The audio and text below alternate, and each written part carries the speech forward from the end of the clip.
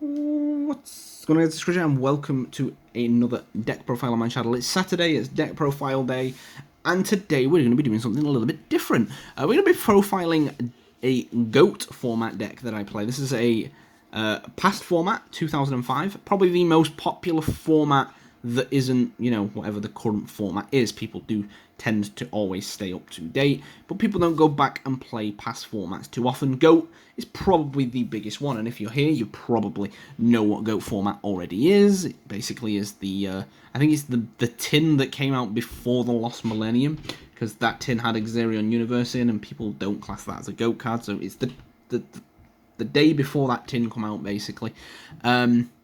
And the Lost Millennium was the stuff that started to introduce like Cyber Dragons and Ancient Gears, which changed the format, but that's irrelevant. We're going to be deck profiling a deck today that I play in the format, which is Zoo Beatdown, or Beastdown, or just Standard Beatdown if you want to call it. It's probably the most linear deck. It's basically big monsters above like 1600 to just beat your opponent down. It forces the top deck really early into the game, unless your opponent opens the absolute nuts and starts going like Greed into Graceful into Moth to get Greed back, to draw 2 more, just to go, alright, that hand's not great, set 5, Morphing Jar, 5 more. You know, if your opponent has this super nuts hand that just lets them go, it's not going to force a top decking war. You can still easily win that, but, usually against most decks, Monarchs and stuff, it forces the top decking war, which you usually win because you have, big beat sticks, and they're going to be drawing the likes of, things like Moth and stuff like that. Without further ado, we're going to explain the card by card choice and why I play so many of this card, and a little bit of GOAT in general. You're going to learn a little bit about GOAT and why these are the cards I chose for it. So, starting off with Berserk Gazella, for those of you who don't know, I am going to explain the card effects. If it's in face-up defense, it's automatically destroyed, so just don't set this card unless you just want it to instantly be destroyed. And it must attack if eligible, so it kind of has some withdrawals, but you usually want to attack. The reason you play this is it's a beast. It's 2,000 attack. One of, if not the biggest normal summon in the GOAT format era. People were scrambling at the time, maybe a little bit before GOAT format, for cards like Gemini Elf and that, because it was 1,800, 1,900. This thing being 2,000 is absolutely huge. Literally, that's it. It just beats over any normal summon in the game, pretty much. Unfortunately, it doesn't beat over the likes of like Jinzo and BLS, but we have stuff to deal with that as well. Moving swiftly on to my favourite card in the deck, Enraged Battlelocks. If a beast, beast warrior, or winged beast attacks, it does piercing, basically. Your opponent flips over Scapegoat, and you have like this and this on the board. These things are dealing like 3,700 damage. Your opponent has to deal with this really quick, and while they're trying to deal with this, you have protection from all these other cards, the traps you play, the other engines you play. So they have to deal with this really quick, otherwise it's going to start beating into them and doing a lot of damage. Moving on, we are only playing 2 copies of Bazoo, the Soul Eater. You can remove up to 3 cards in your grave in order to increase this card's attack by 300, only until the end of the next turn, I believe. And you can only use the effect of it once per turn. However, increasing this by 900 allows you to get over things like Jinzo and anything that's pretty big, Air Knight Parshaf, other things. Again, it's also a beast, which means it can potentially get the piercing off this. And the last beast we are playing, or beast warrior we are playing, we're playing 2 Pitch Black Warwolf. Your opponent cannot activate traps during the battle phase, so this thing gets around like Sakuratsu armor, Mirror Force.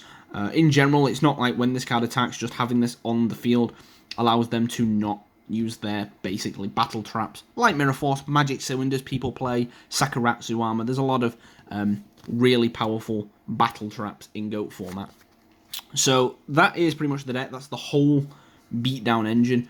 We are playing some genuine stuff behind it. These are usually classed as staples in GOAT format, or other engines. The other engine we're playing is the Warrior engine, so we're playing 1 DD Warrior Lady, 1 Exiled Force, 2 DD Assailants. These are just here to deal with monsters that these can't deal with.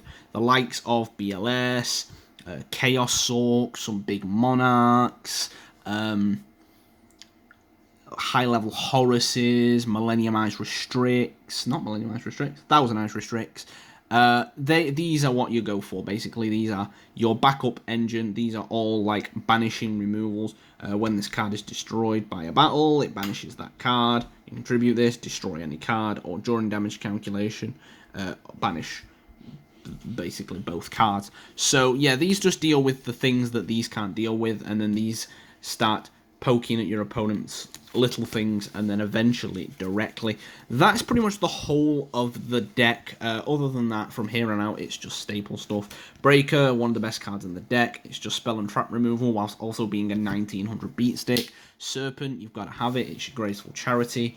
Best discarding graceful charity, and many other things. Tribe infecting virus, you can discard this off Serpent. You're going to get the Serpent back. These are just standard things that are pretty much classed as staples in most decks, to be fair. Moving on to the spells, none of these are going to come as a surprise. Premature Burial, you can pay 800, target a monster in your grave, spec it back, you get your big boys back, you get your Enraged Battlelocks back to allow you to do piercing again, you can get your Tribe Infecting Virus back, lots of things you can get back. A standard revival in the deck. Reinforcement of the Army, we are playing both copies of it in this. It is at 2 in this format, so you can add any level 4 or lower warrior. This helps you basically get to your outs quicker. Your opponent is more than likely going to get to a BLS before you get to something to out the BLS if you're not playing stuff like this and the battle traps. In like the standard matchup against Chaos Goat and Chaos cards in general. It's just self-explanatory. It adds any of your 4 outs to deal with their cards. You want to deal with their big boys, force them to start setting little things, and then start beating over them. The Holy Trinity, if you would like, so Pot of Greed, Graceful Charity, Delinquent Duo. These are staples in all Goat decks, whether you're playing Chaos, Beatdown, Monarch, anything. These are 3 cards that are in every deck without fail. Draw 2, yes, that's what it does. I know it's a surprise. It has a lot of card text, we understand. Pay 1,000 and they basically have to discard 2, and draw 3 and discard 2. These are your consistency cards, and to stop your opponent from generating any advantage. Book of Moon, it's just an out to some things. Some decks cannot simply deal with Book of Moon. Just setting the Book of Moon is always good. You get to set your opponent's BLS, blah, blah, blah.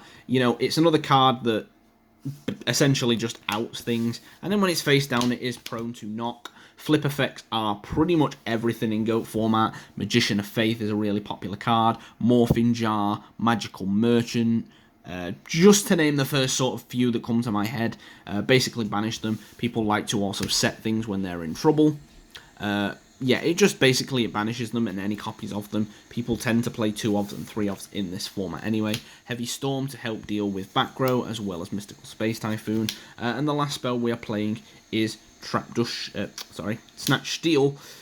Just stealing your opponent's beat sticks and going on from there. MST and Heavy Storm are just standard back row removal. Now, I can't find my second copy of this, but we are playing 2 copies of Trap Dust Shoot.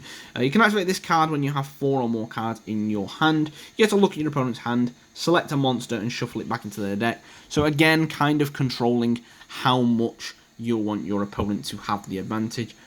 Make sure that they aren't summoning anything that your big guys can't deal with, the likes of BLS, Chaos Suck, etc. I keep mentioning these because it's Chaos, and Chaos is probably the most popular deck in the format. So 2 copies of Trap Dust Shoot.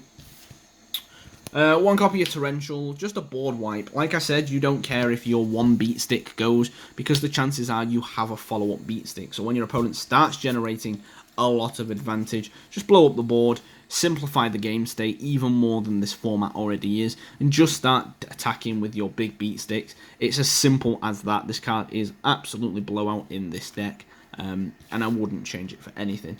Same with a Compulsory Evacuation Device. You want to once again control the matchups. Keep forcing the BLS back to hand, keep forcing them to banish their resources in the grave, keep forcing them to do the same with Chaos Sork, Thousand Eyes Restrict, many other things. Compulse is a phenomenal card that not a lot of people play in this format. It is seen play, it does see play, it's not something that is spicy and you're never going to see people play Compulse, but it's not considered a staple, but it is a really good card at dealing with problematic cards. Kind of like this deck is just the Beatdown, and then it's a lot of traps. Speaking of traps, Sakuratsu Armor, in my opinion, one of the best traps in the deck. One of the best traps in the format. When your opponent wants to declare an attack, simply destroy the card. That's all it does. It doesn't get rid of multiple things at once, like, say, Mirror Force, but it does deal with the threat right there, right then. Thousand Eyes Restrict, Jinzo, well, not Jinzo, because Jinzo would negate it. Thousand Eyes Restrict, you know, Chaos Orc, BLS, I keep mentioning them because they are the cards of the format. And to round things up, you know, kind of two staples, Ring of Destruction and Mirror Force. That is a 40 count for the deck. It is one of my favourite decks of the format. I'm not going to test any spicy hands or anything because, you know, it is what it is. If you play GOAT, you kind of know it. The only thing that's a little bit, like, out of the ordinary for standard Beatdown here is probably the Pitch Black Werewolf. But I really love the card. You've seen how prevalent, like, the traps that I play are. It is kind of... It seems weird saying it because we're in a past format, but it is format dependent. We are, although playing standard 2005 GOAT format, it is the format that is still constantly evolving. People are still coming up with spicy things that weren't actually a thing back when GOAT was actually, you know, a thing. This deck here can arguably be one of the best decks in the format. No one was talking or playing this actually during GOAT when it was an actual thing, you know, many years ago. But as people have started testing it, people have realised how impactful, you know, summoning big beat sticks are. So, yeah, that's it, basically. That's Zoo Beatdown or Beastdown 2005 GOAT format. If you have enjoyed the video, you should leave a like, comment, and subscribe. You know, I say that every video, but if you really did enjoy this video or like this, just comment and let me know, because I have, like, 3-4 more GOAT decks. But it's just if you guys actually want to see GOAT format, maybe even the GOAT duel every so often. You know, I do have, like, a few more GOAT decks, so, you know, just let me know. I even have considered making other past format decks, like Dragon Ruler format and stuff. I do play it a lot with my friends and other people and dueling books, so generally, if you are interested in past formats, just let me know, because it's not something I plan on doing, but if it receives even the smallest of reception, I will make them again, you know. It does not take long to record this video and explain it. It's not something that's going to require, you know, a whole day's worth of effort. I'm just talking about cards that I play and I already know what they're doing. Simple stuff. So, like I said, if you have enjoyed the video, you should leave a like, comment, and subscribe. It's been your boy Screech, guys. Peace!